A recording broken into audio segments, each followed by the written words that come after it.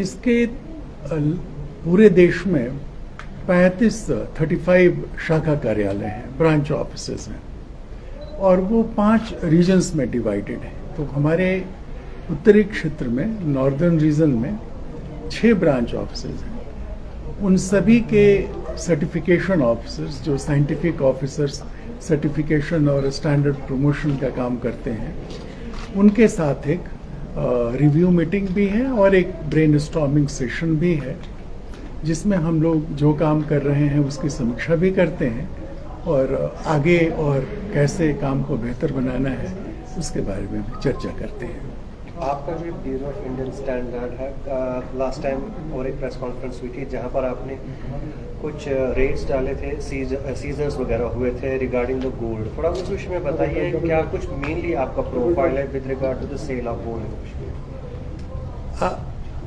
ऐसे देखिए, जो स्टैंडर्ड्स हम बनाते हैं वो वॉलंटरी नेचर के होते हैं। इंडस्ट्री को ये छूट रहती है कि वो उसका पालन करे अगर उनकी इच्छा हो, लेकिन भारत सरकार के अलग अलग मंत्रालय जो प्रोडक्ट उपभोक्ताओं के लिए बहुत जरूरी हैं, उनको उनके जो स्टैंडर्ड हैं उनसे कंप्लायंस को मैंडेटरी डिक्लेयर करती है, नोटिफाई करती है। तो ऐसे लगभग 700 से ज़्यादा प्रोडक्ट हैं, उत्पाद हैं, जिनमें इंडस्ट्री को इंडियन स्टैंडर्ड का पालन करना ही होता है।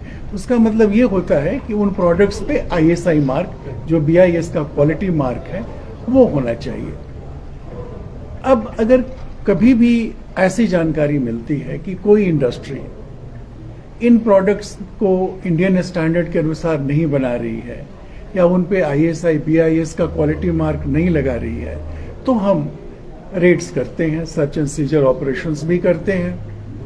कभी कभी कुछ इस तरह की भी शिकायतें होती हैं कि इंडस्ट्रीज बिना BIS का लाइसेंस लिए बिना ही BIS का क्वालिटी मार्क यूज कर रही हैं। उस दशा में भी रेड्स किए जाते हैं। जहां तक गोल्ड ज्वेलरी का सवाल है, आप जानते ही हैं कि गोल्ड ज्वेलरी की हॉलमार्किंग को देश के लगभग 350 जिलों में मैंडेटरी कर दिया गया है। इसका मतलब यह है कि हर गोल्ड ज्वेलरी पर एक HUID, एक उसको हम लोग unique code, alpha numeric code का रहना बहुत जरूरी है, जिसकी जांच आप BIS के ऐप से कर सकते हैं।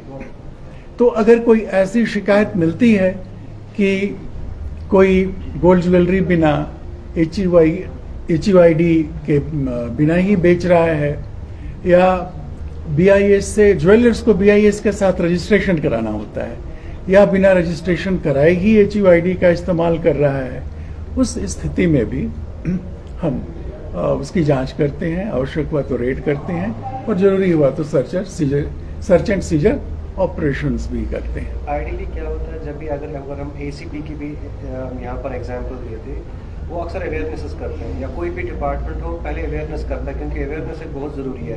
BIS एक अपने आप में एक नया एक बात लग रही है यहाँ पर कश्मीर में सुनने में।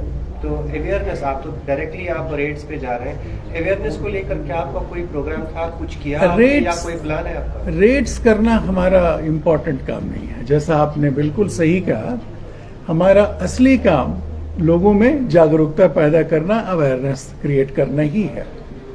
तो ब्यूरो ऑफ इंडियन स्टैंडर्ड्स बहुत तरह के काम कर रही है। कुछ की जानकारी आपको मिली होगी, कुछ आप जानकारियां इकट्ठी करेंगे। एक तो जो भी हमारे ज्वेलर्स हैं, जो गहने बनाते हैं, उनके लिए हम जगह जगह जा करके अवेयरनेस प्रोग्राम करते हैं, उन्हें बताते हैं कि ये स्कीम क्या है।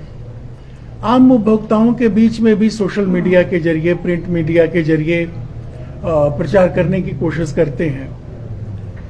आपको जान के खुशी होगी कि जो हमारे सेकेंडरी स्कूल्स हैं, हायर सेकेंडरी स्कूल्स हैं, कॉलेजेस हैं, वहाँ हमने स्टैंडर्ड्स क्लब, मानक क्लब बनाए हैं, जिनका मकसद यही है कि बच्चे चूंकि बड़े होकर और ज़्यादा जागरूक बनेंगे, उनको क्वालिटी के बारे में और स्टैंडर्ड्स के बारे में जानकारी दी जाए। उसके अलावा जो हमारे हायर एजुकेशन के सेंटर्स हैं, चाहे आपका NIT जम्मू श्रीनगर हो ना, NIT श्रीनगर हो, या फिर हमारा IIT जम्मू हो, या इवन एक और हमारा गवर्नमेंट इंजीनियरिंग कॉलेज है, हाँ, उन सभी में हमने उनके साथ एमओयू किए हैं, मेमोरेंडम ऑफ अंडरस्टैंडिंग किए हैं। उसका पर्पस यही है कि बच्चों में और फैकल्टी के बीच में स्टैंडर्ड्स की जानकारी बढ़ाई जाए। तो इस तरह के कई, उसके अलावा आपको जितने डिस्ट्रिक्ट कलेक्टर्स हैं और डिस्ट्रिक्ट लेवल ऑफिसर्स हैं, उनके लिए हम ट्रेनिंग प्रोग्राम कर रहे हैं। उसके आगे जाकर जो हमारी ग्राम पंचायतें हैं, विलेज पंचायत्स हैं, उनके प्रधान और जो सचिव होते हैं, सेक्रेटरीज होते हैं, उनके लिए ट्रेनिंग प्रोग्राम कर रहे हैं। और मकसद यही है कि इनको जो मैंडेटरी सर्टिफिकेशन में प्रोडक्ट्स हैं या गोल्ड ज्वेलरी की हॉलमार्किंग की स्कीम है, उसके बारे में ज़्यादा से ज़्यादा जानकारी दी जाए। ज्वेलर्स आपको कैसे आपके इस इन्विटेशन को एक्सेप्ट कर रहे हैं? क्या वो ये तो नहीं समझ रही इंट्रूजन हो रहा है उनकी सेल्स में? ये शुरुआती दौर में जब ये स्कीम शुरू हुई थी तो थोड़ी बहुत इस तरह की गलतफहमियां या थोड़ा बहुत इस तरह का प्रतिरोध, इस तरह की भावना थी। लेकिन अब पूरे देश में अब लाखों की संख्या में ज्वेलर रजिस्टर्ड हैं और आप वो जानकर आश्चर्य होगा, आप अनुमान नहीं कर पाएंगे कि एक दिन में 4 लाख से ज्यादा गोल्ड ज्वेलरी हॉलमार्क होती है। एक दिन में 4 लाख से ज्यादा। तो ज्वेलर्स कम्युनिटी ने और सभी ने इसको काफी खुले मन से एम्ब्रेस किया है, स्वीकार किया है। और आने वाले दिनों में स्थिति और भी बेहतर होती जाएगी जैसे जैसे जागरूकता और बढ़ेगी। Thank you. धन्यवाद।